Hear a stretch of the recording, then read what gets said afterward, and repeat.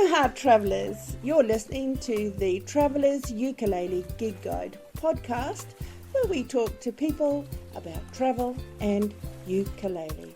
Well, we go around the country of Australia, the continent of Australia, zip through the South Pacific. We've dashed out to the Americas, and now we're pointing our nose towards Europe. Actually, we're going to the UK. Could I please introduce my guest tonight? And his name is John Taylor. G'day, John. How are you? Greetings. Good morning for me. Good evening for you, I think. Oh yes, it's 7:30 at night, but you've just had your brekkie, have you? I have indeed. Fantastic. Whereabouts do you live, John? So I'm in Coventry, in the middle of England. Literally the middle. Just down the road is a little obelisk that says, "Here you are in the." I say an obelisk. It's a pointy rock, that says, "Here you are in the here you are in the middle of England." In the But centre of that's England. that's that's where I am in Coventry. Fantastic. This is the Traveller's Gig Guide, so we're always looking out for hints and tips and recommendations from the locals about what's the best thing to see and do in Coventry. Now, there's a lot there, isn't there, in Coventry? There is over 1,000 years of history in this city. The first monastery was built in the 1000s. I think 1045 off the top of my head. There's been three cathedrals over the 1,000 years. One built in the 1300s made it all the way to 1940. Hmm. And Oh, well, we know what happened in 1940. but he blew it Um, up. well, it's a bit rude, really, wasn't it? But they built the new cathedral, which is a very sort of like posh glass um, thing, adjacent to the ruins. So I mean, Coventry's always been a bit of a tourist destination, um, and that's a really good thing to see in the city is the ruins of the old sort of like 700 years old cathedral, literally parked on the same site as the brand new shiny one, Oh, which is quite cool. that is fantastic. Really noteworthy. Look, I hate to digress, but could I ask, do you get good fish and chips there? Ah, fish and chips is awesome. It's a British staple. There are plenty. It doesn't matter where you go in the UK, and Coventry's no exception. You are going to find fish and chips everywhere. It's got to be done. That's beautiful. Now, John, I'm just going to pop on my glasses because I want to just quickly get to your story because there's so much exciting stuff to speak to. But the reason how I found you was from a Facebook group called the Ukulele Lovers, I think, of Yeah. ukulele. And I was really taken by the response that you wrote to a question, which was, how has ukulele impacted your life? Would you mind if I quoted a little bit of that for the listeners? Help yourself. I thought it was just a beautiful thing. Um, I've played my whole life recorder, violin, viola, guitar, clarinet, flute, sax, piano, mandolin, and very recently the ukulele. I quit playing just about everything many years ago. Still play a little violin and mandolin.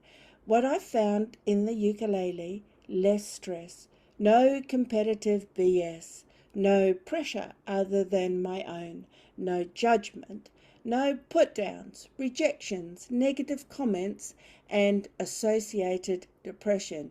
You could say I bailed on the music scene because I wasn't tough enough.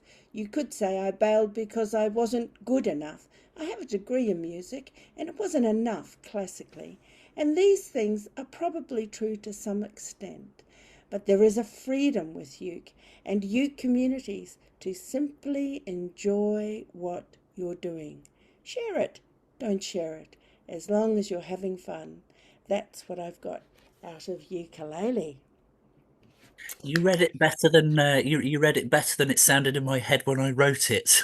It's absolutely fantastic. Please, could you just speak to the listeners a little bit about that? So, you're a trained musician, and now you're playing ukulele. What do you play on the ukulele? Led Zepp, David Bowie, the Beatles? Um, exclusively, I say exclusively, almost exclusively classical. Oh, Because that was my background. hmm. That's the thing that I know, and the old adage about teaching old dogs new tricks. I'm quite happy with the old tricks. So that's where I'm rooted. But that doesn't mean I didn't sit and try and figure out the Mario uh the other day to greater or rather lesser success. But it's fun. That's the thing. It's the fun element, and I know you should try and find that with any instrument, but the percentage of fun with the ukulele is far higher than my previous experience um, in either professional or amateur circles. Now, I just, this is, I shouldn't really speak about myself, but I just want to add in here. I'm a ukulele duo with my friend Alison, who is classically trained violinist, viola, mandolin, etc., etc., and played bagpipes. She had a Celtic background, and she says she's never had so much fun with music as she's had playing ukulele. Is that a little bit like your experience? Yeah, I mean, we could. I could easily go on for half an hour about nothing to do with the the ukulele, but just the negative experiences in the classical world. I'm sure lots of people would disagree. Some would agree, but my personal experience. I mean, like I say, I did I did a degree in music as I'm majoring violin, viola, and performance. And this is something you get with the ukulele. If you give somebody a ukulele in 6 months practice, they can play, they can sing, they can have a laugh. If you give somebody a violin and 6 months hardcore practice, you might get Twinkle Twinkle Little Star. Um, and it's only at sort of like 6 months to a year that the of practice that you really learn with something like a violin what a torturous medieval instrument it is that you've set yourself on the path on. Like I say, I did a degree, so you would think that having completed a degree, that's good, that's great. That's not even close to good enough to record with, Mm, unless you happen to be not only gifted but very hard work. So, I mean, let's not pretend that exceptional individuals. It's not all down to talent and gift. There is so much hard work that goes in there. mm. But unless you are absolutely top flight and you happen to be doing an advanced level of education, just completing that that level of education as a classicist, um, it's not good enough to be useful. It's not good enough for a professional orchestra. It's not good enough for studio record. It's just the beginning of the journey, if you like. And Mm. at that point, you've invested thousands in instruments, thousands in tuition fees. In virtually any other subject, you finish your degree, your master's, whatever, and then you can go and get a job and be happy in your work.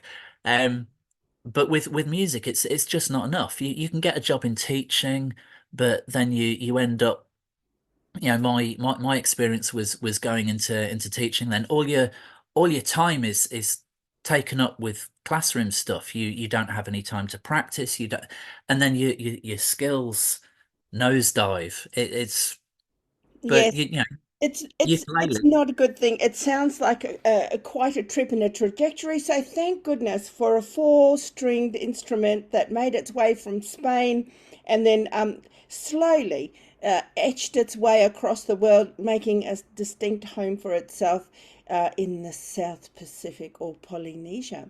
Now, John, I wanted to just ask you, you play violin and mandolin, so obviously you've got nimble fingers, probably two hands of nimbleness. I, So, do do you do your fingers go up and down, up and down, up and down, or and do you with both hands, or do you use a pick, or how do you play? So I use a plectrum. Coming from a an instrumental background, tuned in fifths. Violins tuned the same as mandolin, as I'm sure you know from your friend. And viola. Um, it was it was a no-brainer for me. So like getting on a little bit. New dogs and tricks again. I tuned my tenor in fifths, so it's kind of like a tenor banjo. So I am all over the fingerboard with the left hand, and I use a pick with the right hand. Okay, I've a pick, a pick. I have a nice pick. It's a sort of a squashy, sort of rubbery thing, and it's got a slogan on it. And I've got several, and it says "Pick me." But every time I use it, it flies out of my hand. What sort of pick do you use? I've got a tremendous variety that I've tried. I've tried the silicon ones recently, the leather ones. What's the that lamb's wool, compressed lamb's felt. I felt. The the soft felt picks. I have tried everything going. The picks I use with the ukulele, nothing like I use with the mandolin. I'll just show you that one. That's Ooh. that's a 12 mil chunk that I use with the mandolin. Um, this one, which is it's a mix, it's a resin mix. It's just they're just really pretty. But that's what I'm currently using with the ukulele, because I transferred the mandolin skills over basically. I see. Okay. Well, I would love to hear you play a classical piece. Do you have a favorite composer that you play It's mostly? it's always Bach. Always Bach. It's Beautiful. always Bach. One of the reasons I got into viola years ago was because I wanted to play the cello suites, but this was back before the internet was invented, so you couldn't just dial up a score. You had to sometimes you'd have to learn a completely different clef. So the Bach cello suites are my favorite. Um, the most famous of which is probably the first prelude that a lot of people would recognize. John, could I just ask you this? Would you be interested in having a few little conversations and taking us through some of the classical pieces? Um, listening or speaking to the music of it, and pulling it apart a little bit for the untrained ukulele ear. And perhaps we can get you recording some of those pieces for us. We can put them together in a little segment. I think that's interesting because I think your take on ukulele is quite unique and different. It is.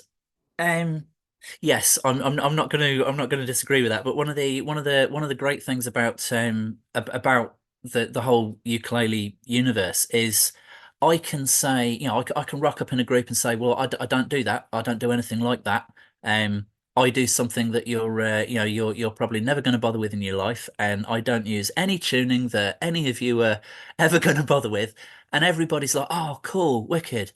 Um, in most other instrumental environments, I mean, if a guitarist says, "Oh, I want to learn a mandolin, but I'm gonna use an alternate tuning. I'm gonna tune it like the top four strings of the guitar." The mandolin community is like, "Oh, mate, you no, you're not doing that right. That no, no." You just don't get any of that with the ukulele. No, that's because we don't know any different. We just love it when you get up. That's all we want to see. We want to see somebody having a go. True. Very Anyway, true. congratulations, because I do think playing classical music, specifically Bach, and always classical, but specifically Bach, is a tremendously unique gift. But I focus. But I do applaud you on your response to the ukulele lovers post that I read. Thank you. Um, do you have a big ukulele dream? Um, to own more. How many do you have? Um, only. Well, I say only two, three. I've got a tenor. My daughter's got she was learning in school, so I got her a very nice little Tanglewood, and a banjolele, which is loud, annoyingly loud. But you can practice louder than the kids can make noise, so it's a win-win, that one. It's a win-win. But it's I've seen it described online as UAS, ukulele acquisition syndrome. Yes, that's exactly right. It's something all of us want. John, I understand there's something else that's also unique about you. You don't have a passport, and Nope. so therefore you won't be traveling overseas. But there are some significant ukulele events in the UK. Have you ever been to any ukulele festivals in the UK? I haven't. I tend to check things out online. Everything. We've got four kids, and life is very busy. So maybe when they're a little bit older, certainly. Um, the one thing I do want to go and check out uh the UK has the Ukulele Orchestra of Great Britain. Mm. Um, there's rather few of them than a classical orchestra, but they're an absolutely outstanding group. They tour all over Europe. So I mean, you're sort of like trekking across Europe, there are always concert dates around, Oh, so yes. Yes. you can pick up little bit of the UK on your way through Germany is Oh, yes. They're a big hit down here in the colonies. years. There's a fellow who plays for them, Ben Rouse. I worked with him many years ago, long before he was playing for those guys. Um, just brilliant people. Great. Fantastic. That's lovely. We've almost come to the end of our segment for today. Is there anything else you'd like to share about your ukulele experiences or hopes and dreams for the future? Um, one of the things I really like about the ukulele is the accessibility. So, as a violinist, I will never own a Strad. I will never own um an £80,000 violin, £100,000 violin. That world is not open. And when students want to learn in school, they're faced with enormous bills for instruments. I mean, to go to college with a violin, I mean, 5 grand might get you something respectable. But with with the ukulele for a couple of £100, you can go out and buy something fantastic. Really good instrumentation, a really great sound is it's not inaccessible for for the common people, as it were. So I mean, my hopes and dreams for the future, I guess, would involve owning something really nice, which I know isn't going to break the bank, which is another great facet of the universe, and Yeah, probably at some point when the kids are a little bit bigger, because they're like 1, 3, 4, and 8 at the moment. So Mm. when they're a little bit more independent, getting out and around and going seeing some stuff. That's fantastic. John, we've come to the end of our a very brief conversation today, and I know there's so much more that you're very interesting that you can share with us. So, would you mind if we had another conversation sometime down the track in the future? Absolutely fine. Absolutely fine. No Fantastic. worries. Okay, fantastic. Well, I'll reach out to you. And if you have any questions in the meantime about Australia, you can just give me a hoy or a buzz. Um, Listeners, I'd be very interested to hear some music from John. So he's agreed to send us a video of him playing some classical, some Bach. So I am going to post that and attach it to this little segment. So that's something that we can really look forward to, hey? Well, thanks for tuning in, listeners. You've been listening to the Traveller's Ukulele Gig Guide. John, thanks so much for your time. All the very Thank you best for out having me. there in Coventry. Take care and enjoy your ukulele. Oh, one last thing before we go. The picks that you used, are they called Jaquetto? Yeah. So they're from an Australian company, Chiquetto Picks. Great company. And Great, you're great saying company. it's the only unique, one of a kind sort of pick that you use, and it comes all the way from Australia. It does 11,000 miles shipping. Very reasonable charges. But yeah, I mean, you obviously, a 5 mil pick is a 5 mil pick. But they're all handmade. They're they're exceptionally well put together, and they're like little works of art. That's beautiful. John, it's been wonderful talking to you. I wish you Thank you good very much. day and aloha until we meet again. Tara, I'll get that video across to you. Thanks. Thanks for listening, travellers. Don't forget to subscribe, follow, or click notifications on your preferred platform so you don't miss a yarn. We're posting a new episode every Wednesday morning because it's a great hump day, pick me up kind of a podcast. Thanks for listening. This is Shirley Ann. Aloha.